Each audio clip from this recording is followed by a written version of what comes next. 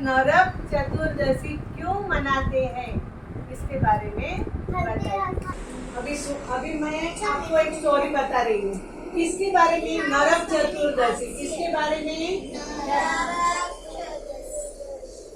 धनतेरस। दिवाली के 5 त्योहार होते हैं, बराबर है। पहला धनतेरस, काली चौदस, दिवाली, नया साल और भाई दूज। ये 5 दिन का त्योहार होता है। और दिवाली बच्चे लोग को कितना अच्छा लगता है ना। आपको नए नए कपड़े मम्मी पापा लेके देते हैं ना। फटाकड़े लेके देते हैं, कितना खुश। फिर दिया जलाना, रंगोली बनाना, है ना।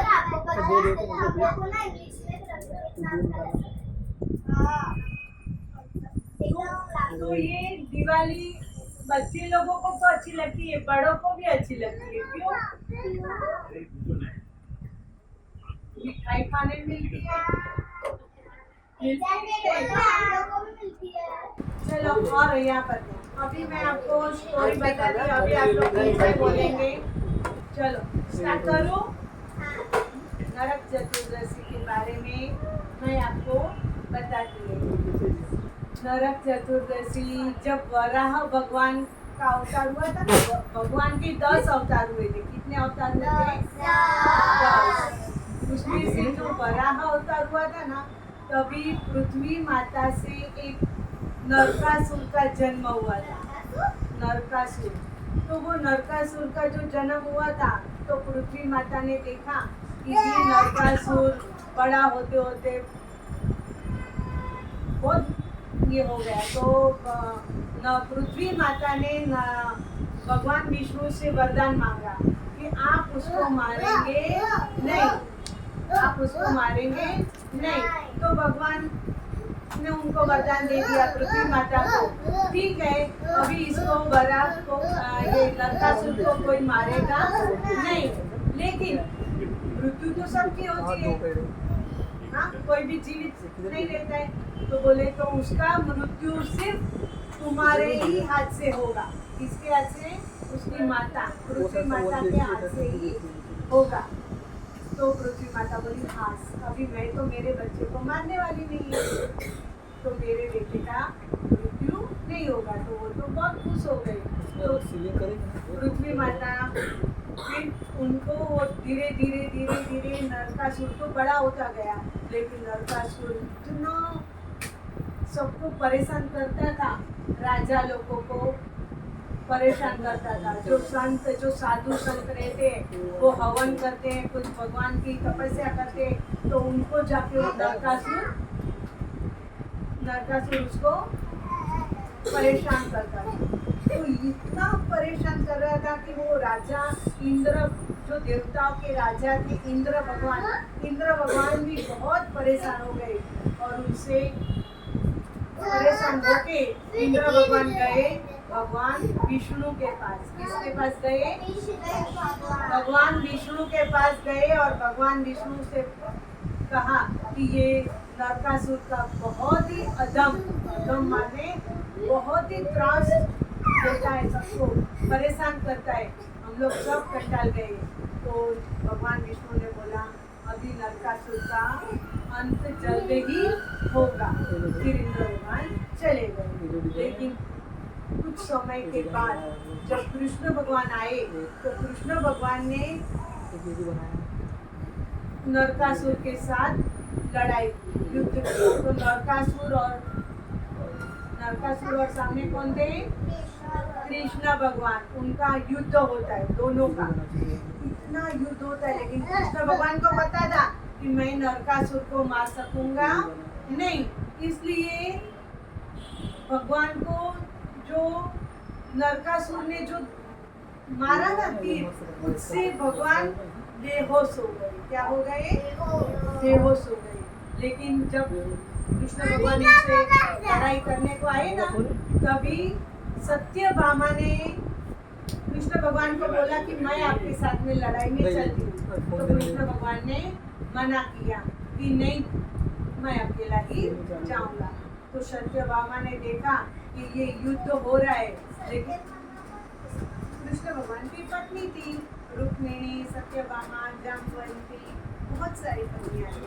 तो वो जो अष्टपटरानी में 8 पटरानी मेन थी, तो वो जो दोनों की लड़ाई हो रही थी, तो सत्यभामा ने देखा कि नरकासुर ने कृष्ण भगवान को बेहोश कर दिया है। तो नरकासुर का दम तो बहुत बढ़ गया है। तो सत्यभामा ने क्या किया, देखा कि भगवान बेसुध हो गए। तो सत्यभामा आई और वो सत्यभामा आके लड़ाई करने लगी और नरकासुर को मार के नरकासुर को मार दिया। लेकिन वो सत्यभामा कौन थी पता है? पृथ्वी माता ही थी। पृथ्वी माता का जन्म सत्यभामा के रूप में हुआ था, त्रेतायुग में। तो वो सत्यभामा पृथ्वी माता ही थी। तो उसने अपने ही पुत्र को, उनके ही पुत्र से उनका वध हुआ। तो उस दिन से नरक चतुर्दशी हम लोग मनाते हैं। नरकासुर का वध हुआ था, नरकासुर का त्रास कम हो गया। और दूसरे दिन क्या होता है? नरक चतुर्दशी के दूसरे दिन क्या होता है? कौन सा त्योहार है? हाँ बोलो बोलो। नहीं, दिवाली। क्या? हाँ, उसके पीछे दिवाली आती है, बराबर है। तो दिवाली के दिन क्या करते हैं हम लोग? हाँ, पटाखे जलाते हैं, फिर दिए जलाते हैं, रंगोली करते हैं, और क्या करते हैं? मिठाई खाते हैं। लेकिन हमने क्या सीखा है? मिठाई खाना सीखा है कि एक दूसरे का मुंह मीठा कराना चाहिए। सबको मिठाई खिलानी चाहिए। क्या करनी चाहिए? मिठाई खिलानी चाहिए, दिए प्रगटाने चाहिए। हाँ, दिवाली, ये जो दिवाली का त्योहार है, दिन है, उस दिन राम भगवान आए थे, अयोध्या आए थे। कहाँ आए थे? अयोध्या। क्योंकि राम भगवान ने राम और रावण का युद्ध हुआ, तभी वो दशहरा थी, बरोबर है। दशहरा के दिन राम भगवान ने रावण को मार दिया था। फिर लंका से भगवान अयोध्या आए। तो जब अयोध्या आने वाले थे, तो सब लोगों ने क्या किया? उस दिन अपने पूरे घर के बाहर सब लोग, पूरा अयोध्या नगरी में दिया जला के राम भगवान का स्वागत कर रहे थे। दिया जलाया और रंगोली बनाई, दिए जलाए और पटाखे फोड़े। राम भगवान आए उसकी वक्त। तो हम लोग भी दिवाली के दिन क्या कर रहे हैं? कहते हैं ना, दिया जलाते हैं। हाँ, तो दिवाली के दिन हमको क्या करना चाहिए? क्योंकि दिवाली है ना, वो अमावस के दिन है, आकाश में पूरा अंधेरा रहता है। तो ये दीप जलाना मतलब क्या? चलो आज मैं आपको पूछ रही हूँ। हाँ, चलो ना, मुझे भी पता चलेगा आप लोग का ध्यान किधर है। दिया जलाना मतलब क्या?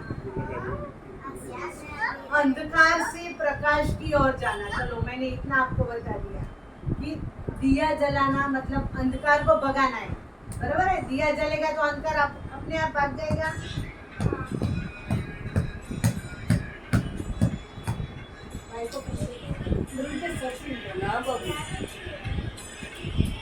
चलो, दिए जलाना मतलब क्या? आपको ये तो आना ही चाहिए। इतना तो मैंने बता दिया। अंधकार से प्रकाश की ओर जाना। जहाँ दिया प्रकटता है वहाँ अंधकार भाग जाता है। मतलब बुराई भाग जाती है और अच्छी बुराई भगाने के लिए। चलो इधर ध्यान, जीप चालू पे रख दो, याद रह जाएगा। दूसरी बात में पूछेगी। दिए जलाना मतलब अंधकार से प्रकाश की ओर जाना। मतलब हमारे जीवन में जो अज्ञानता है, अंधेरा है, वहां से हमको ज्ञान की ओर जाना है। अज्ञान से अज्ञान को मिटा के, जैसे अंधकार को मिटा के प्रकाश की ओर जाता है, ऐसे हमारे जीवन में से अज्ञानता को मिटा के हमको ज्ञान की ओर जाना है। हमारे जीवन में ज्ञान होना चाहिए। देखो ज्ञान है ना, सबसे ज्यादा फायदेमंद है ज्ञान। अगर आपको ज्ञान ही नहीं है कि ये क्या है, ये अच्छा है, ये बुरा है, तो आपको पता ही नहीं चलेगा कि हम गलती कर रहे हैं, तो फिर इसका मतलब ये क्या है? आपके जीवन में अंधेरा ही है कि नहीं? लेकिन अंधेरा को भगाने के लिए, अज्ञानता को भगाने के लिए ज्ञान का दीपक जलाना चाहिए। मैंने आपको सिखाया था, उत्सव के बिना है जीवन अधूरा है। बोलो तो,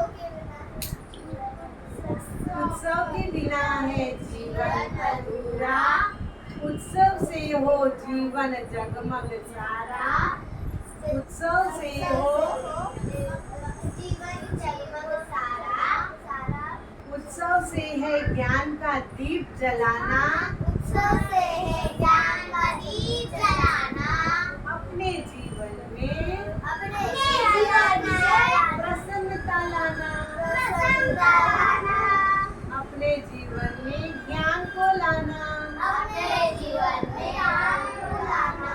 उत्सव, देखो उत्सव आता है तो आपको उत्साह होता है कि नहीं? अरे वाह, अभी दिवाली आएगी, हाँ अभी छुट्टी आएगी, तो ये आपको जो करते हैं हम लोग कुछ भी, तो हमको उत्साह हमारे जीवन में, देखो विद्यार्थी के जीवन में आलस को भगा के उत्साह होना चाहिए। नहीं तो हमारे जीवन में क्या है, आलस आया तो कुछ भी नहीं करना अच्छा लगता है, बस खाओ पियो, टीवी देखो, मोबाइल देखो और ऐसे ही आलसी की तरफ पड़े रहो, तो उसका जीवन कभी, उनके जीवन का विकास नहीं होगा। लेकिन जो बच्चा आलस को भगा के अपने जीवन में उत्साह लाना, मतलब आपको ऐसे होना चाहिए कि ये क्या है, ये क्यों है, ये त्योहार क्यों मनाते हैं, इसके पीछे मोरल क्या है, वो सब आपको ध्यान में लेना चाहिए। समझ में आया?